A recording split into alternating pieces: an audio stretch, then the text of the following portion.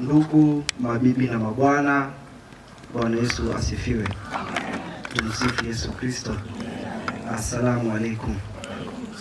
Awali ya yote, napenda kuchukua nafasi hii kumshukuru Mwenyezi Mungu kwa kutujalia afya njema na kutuwezesha kukutana siku ya leo hapa KKKT Monduli. Nami kwa majina naitwa Hussein Ole Kunei, ni diwani wa kata mwenyeji mliopo kata ya Monduli mjini. Karibuni sana. Watoto wengi wamewezeshwa kupata elimu kwa kusaidiwa ada, sare za shule, vifaa vya masomo pamoja na mahitaji muhimu ya kielimu. Hali hii imeongeza mwamko wa kielimu kwa watoto na wazazi katika jamii yetu, tukizingatia kwamba jamii yetu ni jamii ambayo ni ya kifugaji.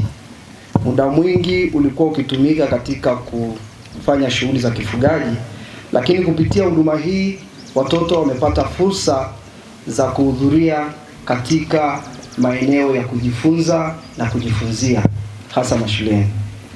Pia watoto wamekuwa wakijengewa maadili mema, nidhamu, heshima pamoja na hofu ya Mungu katika vituo hivi, jambo ambalo limeendelea kusaidia kutengeneza kizazi bora chenye uwajibikaji na kwa jamii na taifa kwa ujumla. Aidha, napenda kusema pia kuwa huduma ya kituo hiki imekuwa na mchango mkubwa hata kwangu binafsi. Kabla sijawa diwani wa kata ya Monduli mjini, nilipata nafasi ya kujitolea katika kituo hiki cha KKKT Monduli hapa Lutheran tulipo leo. Nilipata nafasi ya kujitolea katika kituo hiki kufundisha fani ya TEHAMA, ya teknolojia ya habari na mawasiliano, kwa watoto na vijana. Kupitia programu hiyo, vijana wengi waliweza kupata maarifa ya matumizi sahihi ya teknolojia, matumizi ya kompyuta pamoja na namna bora ya kutumia mifumo ya kidijitali katika maisha yao ya kila siku.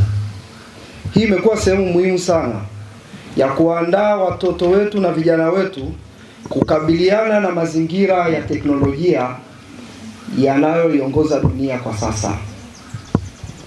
Wengi tumekuwa tukishuhudia teknolojia jinsi ilivyokuja kuwa na nguvu kubwa kwenye jamii. Sasa hivi tuna kitu kinaitwa akili mnemba ama artificial intelligence. Imekuwa ikitumika katika sura tofauti kulingana na jinsi wewe utakavyotaka kuitumia. Ukiitumia vizuri, hata kwa wanafunzi itakupa matokeo mazuri.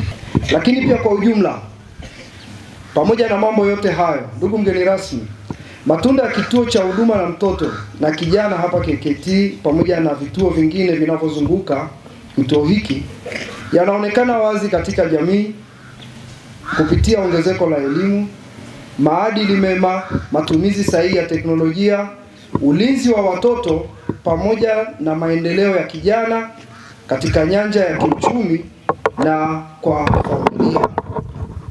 Kwa niaba ya wananchi wa Monduli mjini, nami napenda kutoa shukurani za dhati kwa kituo hiki cha KKKT Monduli, Compassion Tanzania na kanisa kuendelea kuwa sehemu ya malezi ya watoto wetu na vijana wetu kwenye jamii zetu hizi tunazoishi. Pamoja na hayo yote, watoto na vijana wetu wanapata malezi bora na fursa nzuri za maendeleo. Na mwisho kabisa nimalizie kwa kusema tukiwa kama sehemu ya serikali au mimi kama sehemu ya serikali na wawakilishi wa wananchi, tunaendelea kuthamini mchango mkubwa wa kituo hiki na vituo vingine, na tutaendelea kushirikiana nao katika kuhakikisha vijana, jamii yetu wanapata maendeleo endelevu na kuwawekea mazingira bora ya kujifunza na kupata mafunzo ya kiroho na kiakili na stadi mbalimbali za maisha ili kutimiza ndoto zao na kuandaa kizazi chema katika jamii yetu.